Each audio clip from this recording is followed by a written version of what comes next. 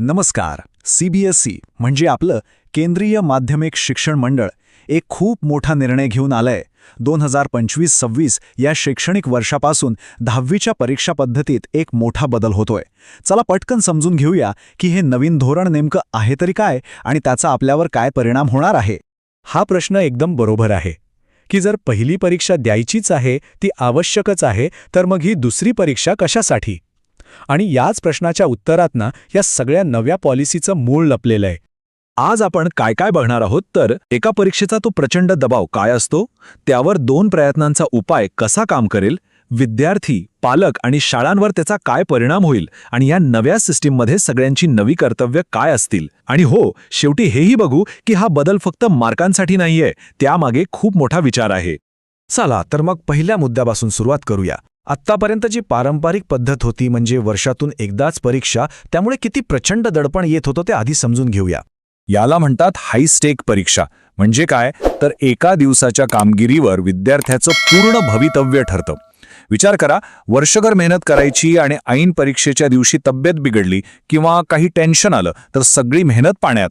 ह्याच मोठ्या समस्येवर उपाय शोधण्याचा प्रयत्न ह्या नव्या धोरणात केला गेला आहे. आणि तो उपाय आहे 2 प्रयत्नांची संधी. CBSEने आणलेला हा तोडगा सगळं चित्रच बदलून टाकणार आहे.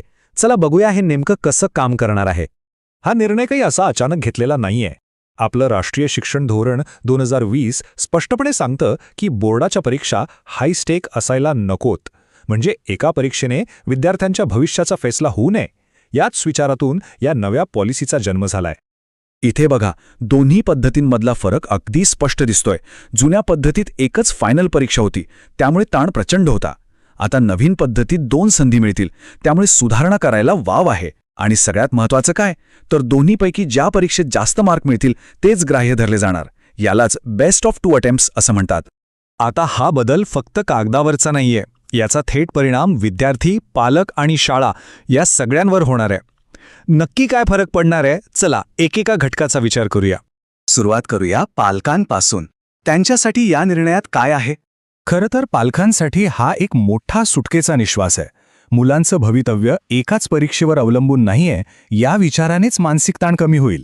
शेवटच्या क्षणी लावल्या जाणाऱ्या कोचिंग क्लासेसचं प्रेशर आणि ती अनावश्यक स्पर्धा हे सगळं कमी होण्याची शक्यता आहे. त्यामुळे मुलांना आधार देण्यासाठी जास्त चांगला वेळ मिळेल. आणि आता यांच्यासाठी हा सगळा बदल आहे, ते म्हणजे विद्यार्थी. त्यांच्यासाठी काय बदलतंय? विद्यार्थ्यांसाठी तर ही एक सुवर्ण संधीच आहे. नापास होण्याची भीती कमी होईल आणि गुण वाढवण्यासाठी दुसरी संधी मिळेल. पहिल्या परीक्षेनंतर कळेल की आपले नेमके कोणते विषय कच्चे आहेत आणि त्यावर काम करता येईल. इतकंच नाही, जे विद्यार्थी खेळात आहेत आणि त्यांच्या स्पर्धांच्या तारखा परीक्षेच्या वेळीच येतात, त्यांनाही आता सोपं जाईल. या सगळ्यामुळे आत्मविश्वास तर वाढेलच, पण विषय समजून घेण्याची आणि विश्लेषण करण्याची क्षमताही वाढेल. या नवीन सिस्टममध्ये शाळांची भूमिका खूपच महत्त्वाची ठरणार आहे. आता शाळांची जबाबदारी वाढणार आहे. त्यांना हे नवीन धोरण पालक आणि विद्यार्थ्यांना व्यवस्थित समजावून सांगावं लागेल. सुधारणा परीक्षेसाठी कोणते विषय निवडायचे यात मार्गदर्शन करावं लागेल.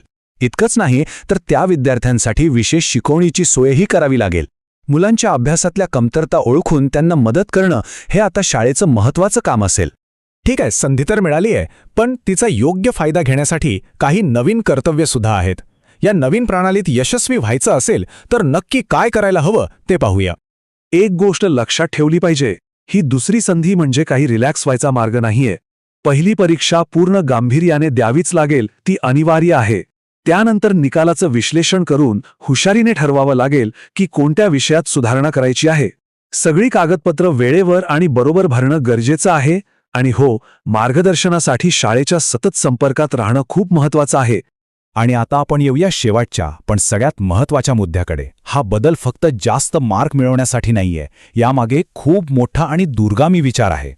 सोप्या भाषेत सांगायचं तर हा बदल आहे भीतीवर चालणाऱ्या परीक्षा पद्धतीकडून आत्मविश्वासावर आधारित शिक्षण पद्धतीकडे जाण्याचा. या धोरणाचं खरं ध्येय काय आहे तर विद्यार्थ्यांच्या मनातून नापास होण्याची भीती कमी करणं, घोकंपट्टीऐवजी विषय खोलवर समजून घेण्याला प्रोत्साहन देणं, विद्यार्थ्यांचा आत्मविश्वास आणि त्यांची विश्लेषण क्षमता वाढवणं आणि सगळ्यात महत्त्वाचं म्हणजे शिकण्यासाठी एक सकारात्मक आणि पोषक वातावरण तयार करणं. आणि जाता जाता एक विचार करण्यासारखा प्रश्न. हा बदल फक्त विद्यार्थ्यांच्या शिकण्याच्या पद्धतीच नाही, तर शिक्षण क्षेत्रात आपण यशाची जी व्याख्या करतो ती सुद्धा बदलू शकतो का, यावर नक्की विचार करायला हवा.